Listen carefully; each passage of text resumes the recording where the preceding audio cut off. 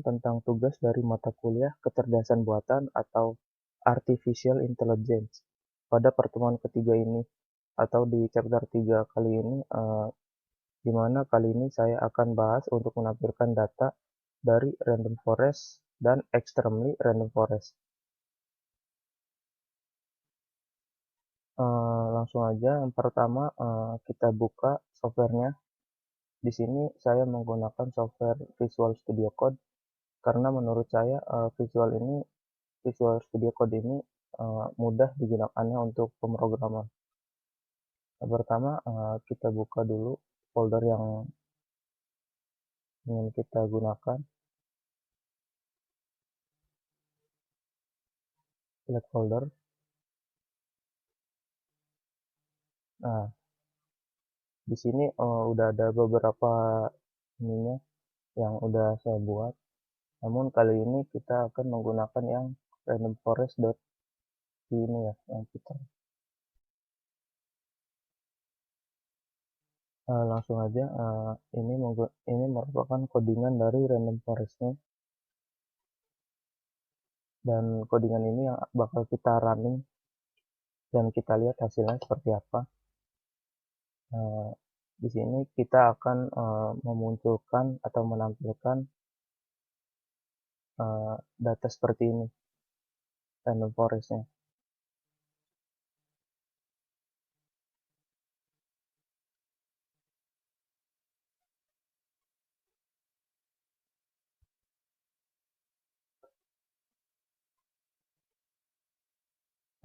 Baik, saya jelaskan. Di sini terdapat beberapa library yang digunakan. Pertama, kita menggunakan import argparse, yang dimana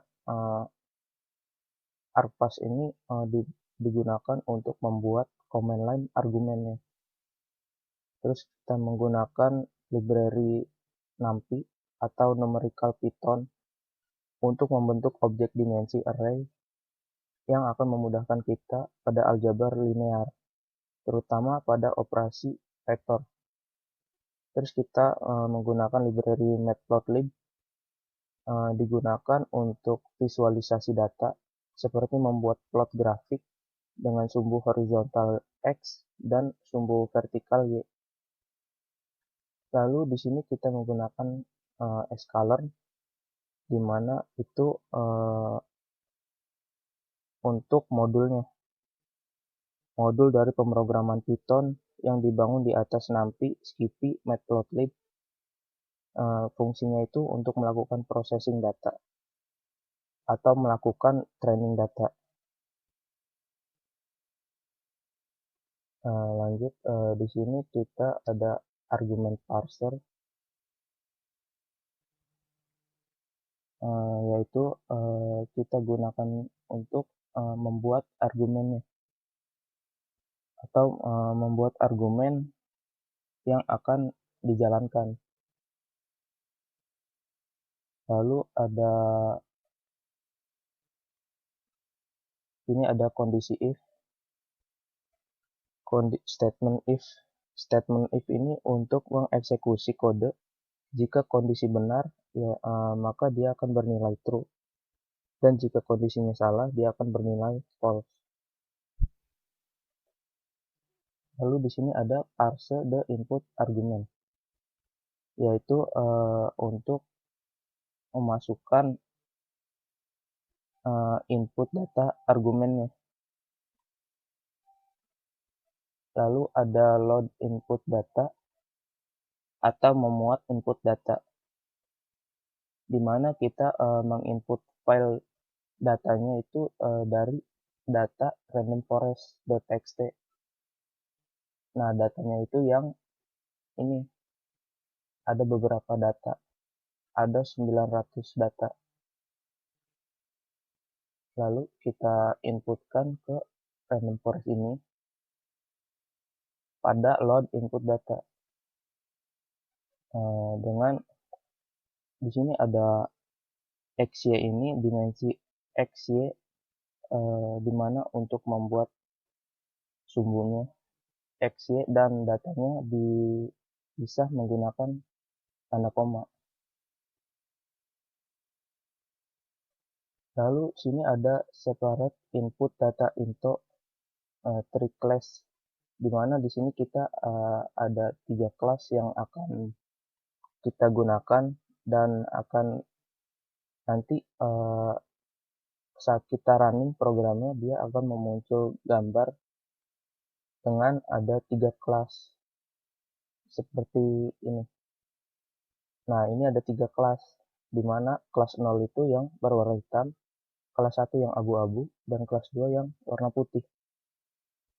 Itu akan kita munculkan di sini, separate input data. Selanjutnya ada visualize input data, di mana visual input data ini kita untuk memvisualisasi masukan datanya,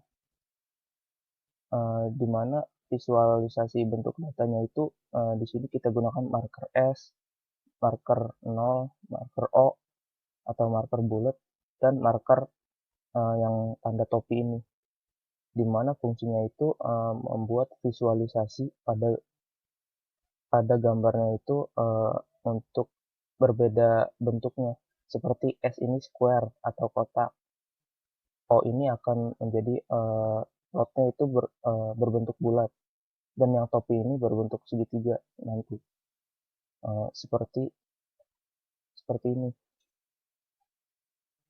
Nah, di sini ada kotak atau yang marker square, terus ada yang bulat itu ini, dan yang berbentuk topi tadi, simbol topi berbentuk segitiga.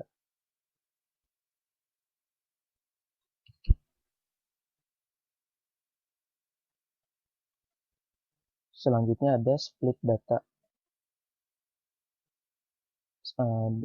Jadi ini untuk ininya ya, untuk memasukkan persentasenya. Jadi di sini ada test size 0,25 ini, maksudnya yaitu dia kan persentasenya 100%. Nah, test size ini 0,25 ini bakal jadi 25% dari si datanya ini. Terus random state-nya ini 5 atau 5%. Jadi 0,25 itu jadi 25% dari data yang 900 tadi ini yang ada di data random forest. Sisanya 75% itu masuk ke train dataset. Selanjutnya ada ensemble learning. Ensemble learning classifier, yaitu klasifikasinya. Jadi kita akan membuat 2 perintah, di mana perintah pertama itu kita klasifikasikan dengan tipe RF atau random forest. Random forest seperti ini, random forest. Nah, yang kedua, perintah kedua itu kita menggunakan ERF atau extremely random forest, yang bakal berbentuk seperti ini.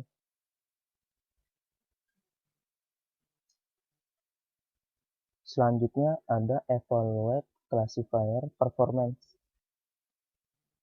di mana itu untuk masuk terminalnya untuk memunculkan berbagai data di terminalnya gitu. Terus ada compute confidence ini untuk grafiknya atau garis koordinatnya. Misalnya ini 5,5 ini 5-nya itu di sumbu X, 5 lainnya di sumbu Y. Seperti itu. Lalu ada visualize the data point. Ini untuk memvisualisasinya pada data point-nya. Seperti itu. Oke, langsung aja kita running programnya.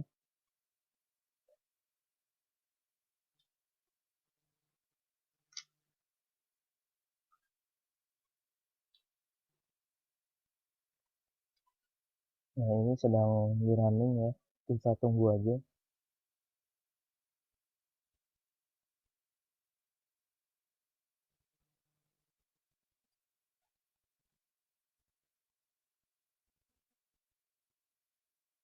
Nah, kalau udah kita ketikkan dulu.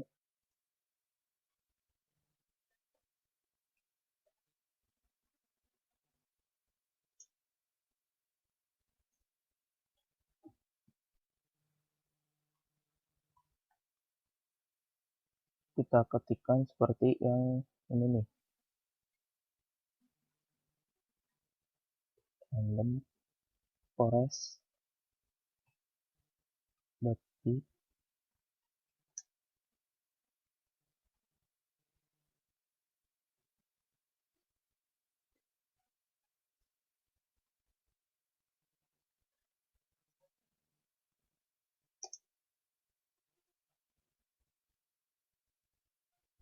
Jangan lupa untuk di sini kan kita menggunakan dua perintah ya. Yang pertama ada rf random forest dan extremely random forest. Pertama kita akan munculkan yang random forestnya dulu. Enter. Tunggu sampai proses runningnya selesai.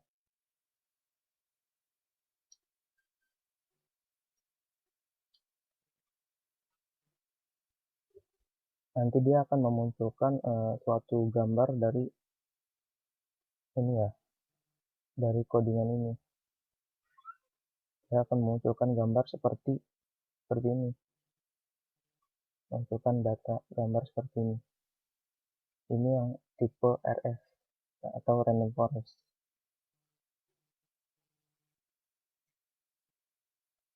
Nah,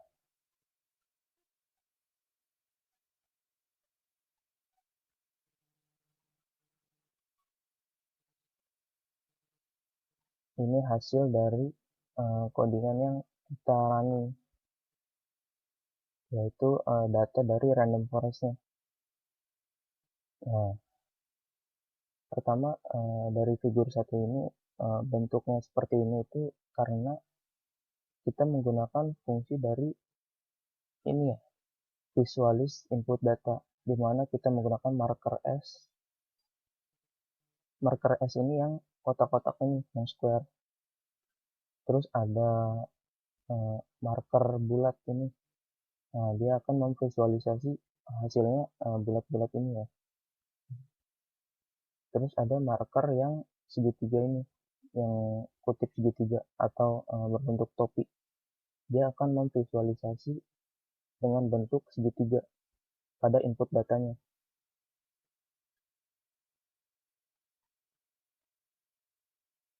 Lalu di sini ada training dataset. Di sini ada warna hitam, abu-abu, dan putih. Atau ada 3 kelas, di mana hasil tersebut karena kita menggunakan fungsi dari ini, separate input data. Kita menggunakan kelas 0, kelas 1, dan kelas 2. Dan hasilnya seperti ini. Kelas 0 itu yang berwarna hitam, kelas 1 yang berwarna abu-abu, dan kelas 2 yang berwarna putih.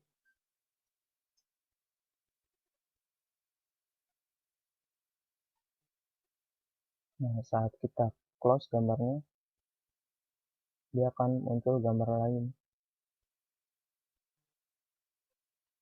Gambar tadi yang muncul sama seperti ini ya, karena kita menggunakan tipe yang RF atau random forest.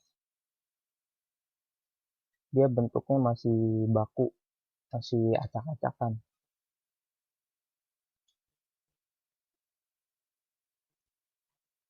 Berbeda dengan yang ERF. Nah, ini muncul gambarnya. Nah, ini merupakan datasetnya nih. Dataset yang udah berbentuk ERF atau extremely random forest. Jadi bentuknya udah tidak baku lagi dan sudah mulai agak rapi.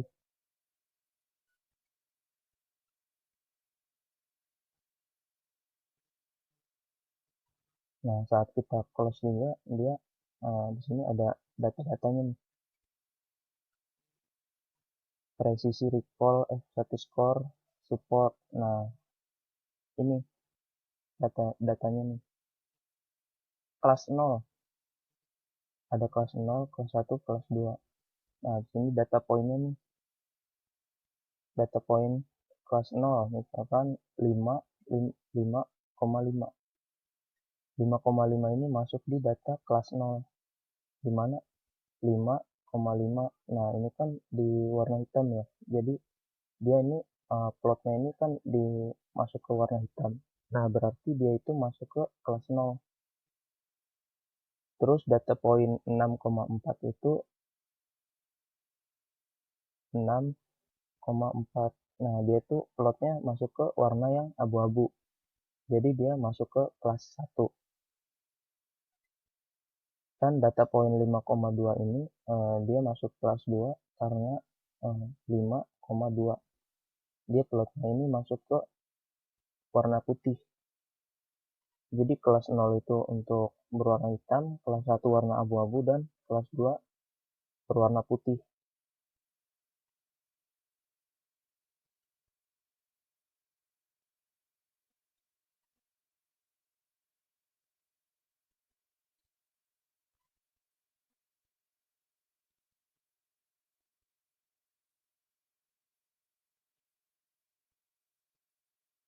Nah, hasil dari ini semua itu karena kita input datanya dari data random forest-nya sendiri.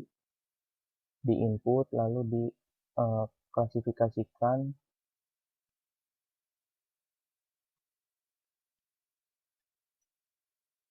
Nah, lalu digunakan juga dari fungsi-fungsi ini, kelas 0, kelas 1, kelas 2, terus divisualisasikan dengan berbagai bentuk, ada 3 bentuk.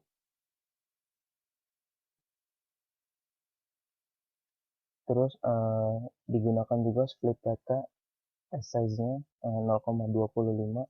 Jadi dari 900 data tersebut dipersentase lagi menjadi 25%. Nah, sisanya itu 75% masuk ke dataset.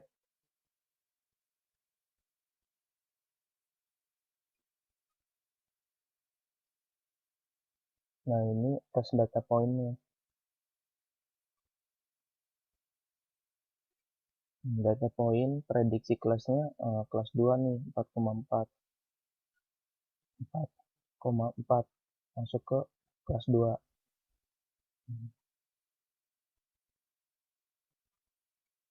Lalu kita close lembarnya. Mungkin itu saja pembahasan dari chapter 3 ini tentang random forest dan extremely random forest. Mungkin dari saya itu saja. Kurang lebihnya mohon maaf. Wassalamualaikum warahmatullahi wabarakatuh.